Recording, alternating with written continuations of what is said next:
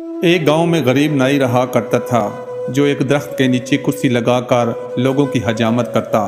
مشکل سے گزر بسر ہو رہی تھی۔ اس کے پاس رہنے کو نہ گھر تھا، نہ بیوی تھی، نہ بچے تھے، صرف ایک چادر اور ایک تکیہ اس کی ملکیت تھی۔ جب رات ہوتی تو ایک بند سکول کے باہر چادر بچھاتا، تکیہ رکھتا اور سو جاتا۔ ایک دن صبح کے وقت گاؤں میں سیلاب آ گیا۔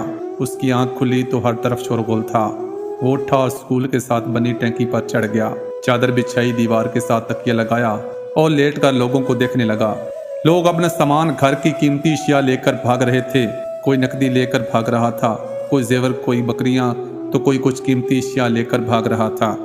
اسی دوران ایک شخص بھاگتا آ رہا تھا۔ اس نے سونے کی زیور، پیسے اور کپڑے اٹھا رکھے تھے۔ جب وہ شخص اس نائی کے پاس سے گزرا اور اسے سکون سے لیٹے ہوئے دیکھا تو غصے سے بولا، اوہ ساڑی ہر چیز اجڑ گئی ہے، ساڑی جان تے بنی ہے تے تو اتھے سکون نہ لمحہ پیا ہویا ہے۔ یہ سن کر نائی بولا، لالے آجی تے غربت دی چاسائیے۔ جب میں نے یہ کہانی سنی تو ہنس پڑا، مگر پھر ایک خیال آیا کہ شاید روز محشر کا منظر بھی کچھ ایسا ہی ہوگا، جب تمام انسانوں سے حساب لیا جائے گا۔ ایک طرف غریبوں کا حساب ہو رہا ہوگا، 2 وقت کی روٹی، کپڑا، حقوق اللہ اور حقوق العباد۔ ایک طرف امیروں کا حساب ہو رہا ہوگا، پلازے، دکانیں، فیکٹریاں، گاڑیاں، بنگلے، سونا اور زیورات، ملازم، پیسہ، حلال حرام، عیش و آرام، زکوٰۃ، حقوق اللہ، حقوق العباد۔